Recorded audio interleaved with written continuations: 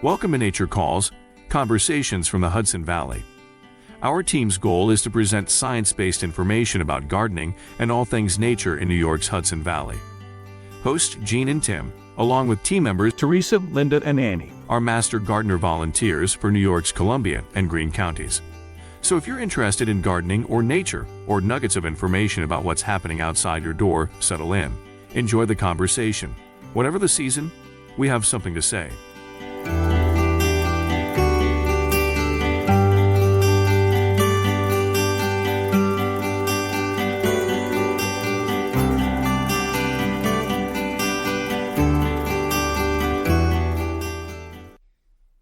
Hi, I'm Tim Kennelty. And I'm Jean Thomas. And welcome to Nature Calls, Conversations from the Hudson Valley. Today we have a return guest. The problem is when you do a good interview, we have you return. It's like you can enter, but you can never leave, right, Jean? It's kind of like those fly traps. So careful, don't do a good interview with us. And today we have Becky Parmentier. She's going to talk to us about nutrition. She's been on the show to talk in the past about food preservation and about food insecurity, but we're going to talk a little bit about nutrition in general today, right? Yeah, and this is our third meeting with Rebecca. Becky, tell us about your job, because they keep changing it and making it bigger. So I'm the program director here at CCE. So I have direct oversight of several of the programs: environment and natural resources, family and consumer sciences, and 4-H youth development. I also am the, second person in charge. So when our executive director is out, I am acting interim executive director. Okay, and we've already talked to you. Let's see, episode 6 was about food preservation. Episode 40 was about food insecurity. I love when Jean cross-references. I make notes. You're like a giant index. I'm very, it's important stuff. So now we need to know, because Jean doesn't remember anything from grade school or high school. How could you? Anywhere else. It's so far away. Nutrition.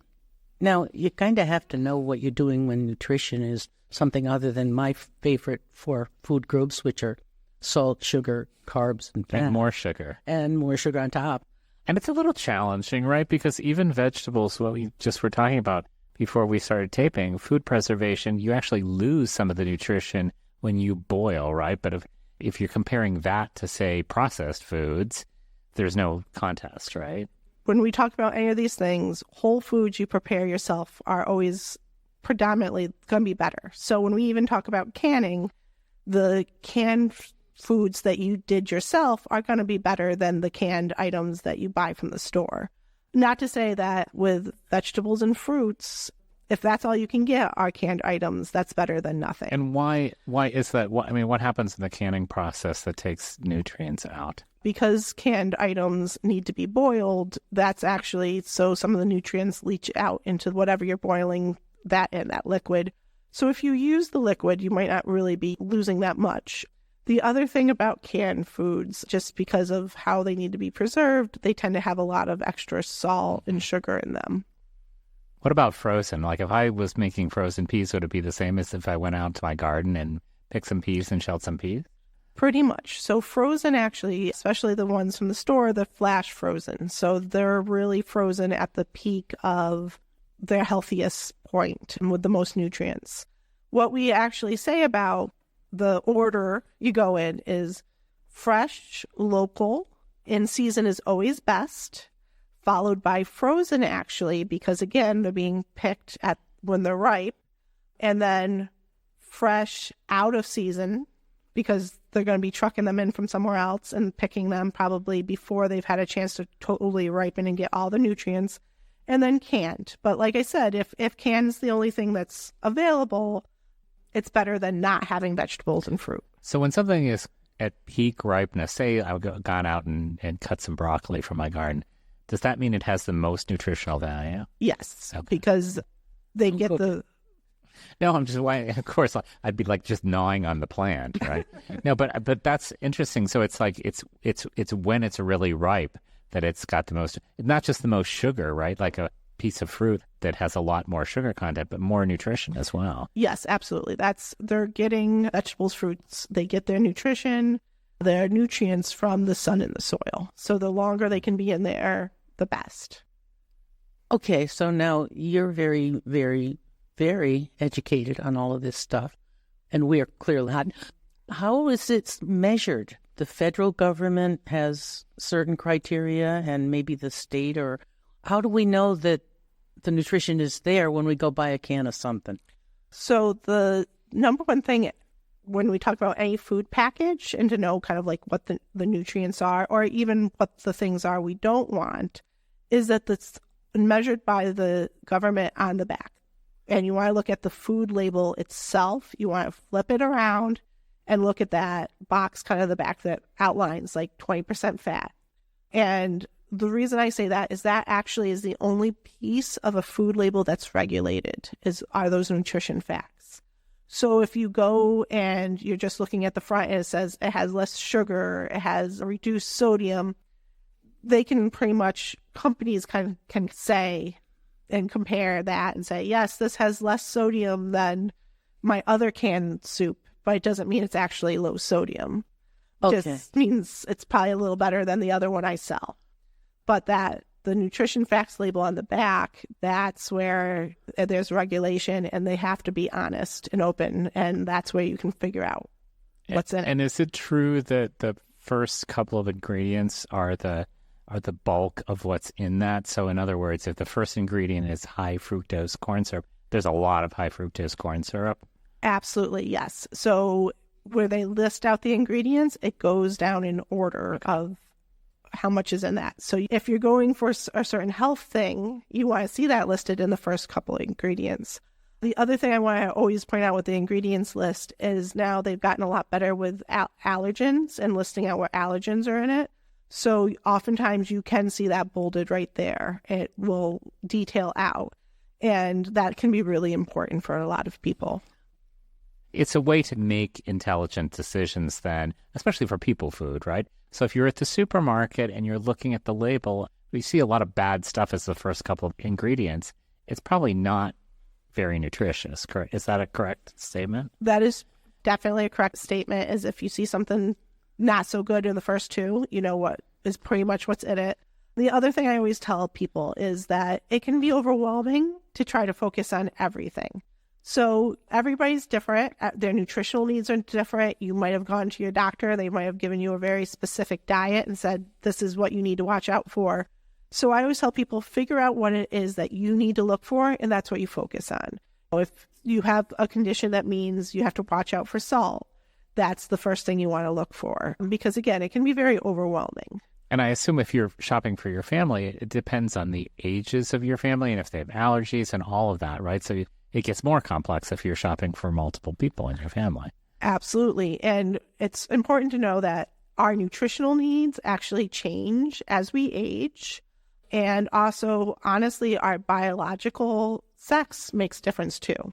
So a biological female, as they age, actually needs less nutrients, less calories to be healthy than when you're like a teenager and you're growing.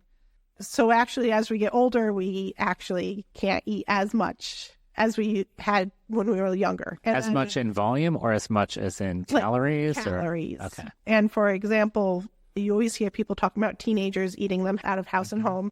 That's actually very accurate and should be happening, because teenagers, if you think about it, that's when they're really growing. Their body needs a lot, so their calorie needs are a lot higher.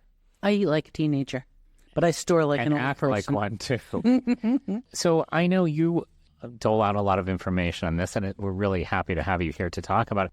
But are there government programs too? Like, how do you, if you're a parent out there, or if you're in kind of a food desert, how do you get this information about nutrition? So I will say that a lot of the governmental programs, if you're in them, like WIC and SNAP, have their own nutritional components. So families that are receiving WIC actually sit with a nutritionist when they go and get their checks. So they have that. SNAP actually is a program called SNAP Ed that's available. And in our area, it's Cornell Cooperative Extension that does SNAP Ed. It's a regional program, but it does exist here, and those educators will go out and deliver the nutrition programming and teach people. And they sometimes go directly to the food pantries and to other organizations and hold classes to teach people what's healthy and also how to use the food. Okay, I'm curious about something else. Americans have a different perspective on food and eating from the rest of the world. To us, it's entertainment. It's something we do as we walk down the street. We think nothing of having a meal on our way between point A and point B. We nosh just all the time. How bad is that? Actually, it depends on who you talk to. There's some research out there that if you're actually eating several small meals at a time, it's actually better for you than eating 3 large meals. So it really kind of all goes back to what are you eating, and how often and size might not be as important as what. I will also say is culturally, food is very important, and to all cultures and across the world. And you're right, there's a very American perspective of that, but we also know about the United States that's such a melting pot. So even there, you really can't say this is an American diet because it means so much to so many different people. Is there information that you could point our listeners to, like website for like a pretty handy high-level tutorial on nutrition? If you just want to learn a little bit about what are the do's and don'ts, I know it's general question, but is there something like... So the USDA has put out websites around actually what it is that they teach in the SNAP education, which are really good because it starts out very general. So depending on how far you want to take it, but it can also really help narrow your focus. And when we're talking about nutrition, I should say is we're really talking about general nutrition here. What a medical professional tells somebody trumps anything on any website or anybody like me says, because again, everybody needs different diets depending on what's going on with them. So if you have an actual medical condition, what I tell everybody is you really need to see a medical nutritionist and not listen to websites or anything like that. So those commercials I'm seeing about all those cool things that us old folks can just go buy a 6-pack of that are going to take care of our nutritious problems aren't really terribly reliable? I would definitely go and talk to your doctor, Jean. I like that question. There's a bottle of pills that like give you all the fruit and vegetables you need, right? But that can't be, right? Oh, and then there's a beverage too. So again, talk to your doctor. Supplements are a different thing altogether, and you have to be really careful with them because certain ones, it's no big deal if you get too much of this certain vitamin because it's water soluble, it goes right out of your system. Others, though, are fat soluble, and you can actually get too much of certain things. Like D or A, right? Something like that. Yeah. And so you have to be careful. The other thing is when we talk about those types of things, supplements, our body does not absorb them the same way we do the nutrients from our food. So it's still always better to be getting it from your food. So if you're not feeling well and you want a dose of vitamin C, I always say eat an orange and skip the supplement. Well, it kind of goes back to what you were saying in the beginning, right? Which is fruit, fresh vegetables, as fresh and as ripe as possible instead of taking a pill, right? Absolutely. And I do want to make sure I also say, if I haven't gotten a chance to say it, whole foods and cooking for yourself are also always going to be better because then you have control of what's going in and how much is going in. So when you go to a restaurant, if you're buying something prepackaged, pre-prepared, you have no control. So you might not put as much salt, or you might not salt something altogether. So for example, pasta. A lot of people salt pasta or restaurants salt pasta. I don't salt pasta because it's just added salt, but I can only control that if I'm making it myself. I love salt. God.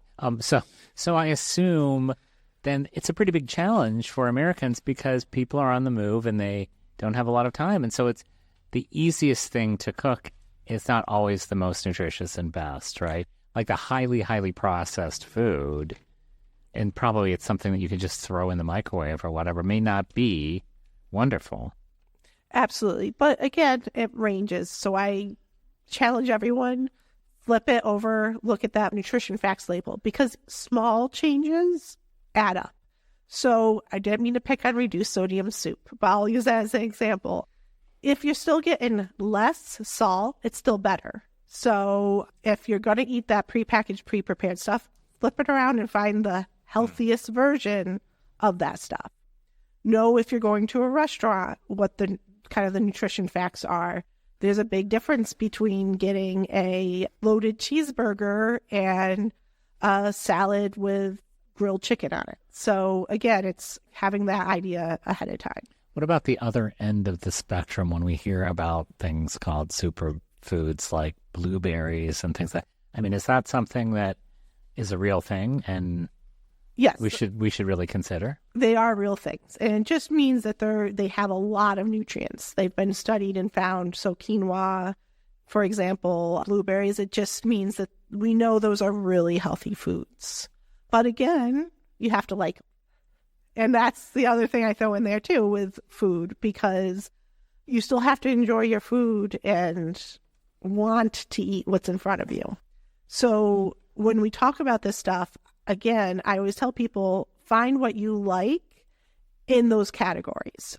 If you're my loophole. If you're trying to get dark greens because you want those nutrients from dark greens, but you can't stand kale, right? If you're going to eat spinach, that's still very good. So it's all about making sure that we're hitting those categories, those major categories of foods, and finding what you're going to eat in that instead of skipping them completely because you're like, I don't like that. I know, I'm getting confused. I'm not confused. I'm just really kind of sad that I'm going to have to eat like grown-ups. What about how much meat you eat? I mean, because obviously meat's expensive, but are there any kind of recommendations as far as having a meatless day or something like that? Absolutely. So when we talk about meat, what we're really talking about is protein. So that's what I meant by those general categories. When you find what you want in those protein categories, that's what you can have. So yes, there's a lot of talk about like meatless Mondays because you can find protein sources that are not meat and they tend to be cheaper, especially right now. What I will say is for people who like to eat meat and eat any protein, you want to go for those lean proteins. So again, it's that difference of eating a 70% ground chuck versus 90% ground chuck. So you want the 90% because that means it has less fat in it. There's all kinds of regulations about organic, but are there recommendations in terms of nutrition as far as eating more organically grown or certified organically grown or organically produced things or not? So when we talk about nutrition, whether or not it's organic doesn't necessarily come into play. That's more talking about pesticides, which is a whole other health thing altogether. Right. So what we talk about when we talk about organic, because unfortunately it is more expensive, is to pay attention to the ones that are kind of what they always put out like a dirty dozen list every year. And those are the ones that hold on to the pesticides and you're more likely to be eating a lot of. And can you give us some examples? Are they more root crops or what kind of? So there are things like strawberries that are got crevices and you eat whole if you peel it. So like an organic banana, you're peeling off this outside. You're not really getting the pesticides in it. If you wash it really good, it's a smooth surface. Again, the pesticide load's not so bad. But you will see that things that are rough, bumpy, you eat whole, or just how they're produced means they need to put a lot of pesticides on to actually make them grow but not get eaten by lots of different things, then those might be a high pesticide load. So again, you don't have to eat everything organic. It's important to know which ones have those loads. And you can find that on like the USDA websites itself as well. They always put out the dirty dozen list. I think that's really interesting. I wasn't aware that some vegetables are more likely to have pesticides lingering on them, right? Yes. Okay. So now you've totally terrorized us. Right. Are there classes available through Hubbard Extension on just basic nutrition? Yes, so that's done through our SNAP educators. Okay. So that is something that we put out every once in a while when they're going to be offering things. And here, once in a while, we'll offer some kind of workshop in nutrition. So it's, if you're not already on our listserv, I recommend everybody to contact us and get on the listserv if you're interested in those classes. Or you can reach out to me and I can help connect to those regional educators. And that could be through CCE, columbiagreen.edu. Okay. Not cooking classes, though. You don't have cooking classes, do you? Actually, we're getting a small grant that we're probably going to be having some cooking classes upcoming. So that's kind of a little preview. We haven't completely announced that yet because we just got word that we're getting that grant. That's great. So it's going to be in 2024. Are you teaching that? Myself and Megan Gardner. I think I'm there, aren't you, Gene? I want to be in the kitchen with you, I think. I just want to be the taste tester. But I'm getting optimistic now that there is hope that I will be able to re-educate myself. And optimism is your trade. So, Tim, ask her your question. Yeah, well, so we always ask the question at the end of the interviews, and we probably asked you this 2 or 3 times before. So in terms of nutrition, in terms of what we're talking about, we always ask, like, what gives you hope every day? Or it can be something more general. Obviously, you're educating people, which is a great thing, but what does give you hope on a daily basis? I think what gives me hope, especially with nutrition, is that in general, I think everybody is becoming more educated. As a society, we're becoming more educated. And realizations are starting to occur to people that there's a lot at play here, that it's not necessarily just, we didn't get into it like the food deserts and everything because we've talked about it before, but nutrition isn't just what we're choosing. It's kind of what's thrust on us sometimes. So what gives me hope is that that realization is happening. So you'll see even the food pantries, for example, are now filling with more healthy options, and they're having more fresh vegetables donated. And so that message is getting out there. And I happen to know for a fact, people are more conscious than like when I was growing up and eating a steady diet of ramen noodles and ecto coolers. That's not really what kids eat nowadays. So I think in general, as a society, we've become educated. We're being more thoughtful about what we're eating and putting into our mouths. And that's always a good thing. Ultimately more healthy then, I guess, right? Yes. And that, like I said, and then there's more, people are more realizing that even how we construct our spaces and our access to healthy food makes a huge difference as well. So yeah, I'm very optimistic about where we're heading. That gives me hope. That's great. Yeah, we're going to invite you again. We're sorry, but we are. Yeah, sorry. That's okay. You're a lifer. Thank you Thanks so so much Becky. for joining us. It was a pleasure talking to you again. And I always learn from Becky. Always, always. Thank you for having me.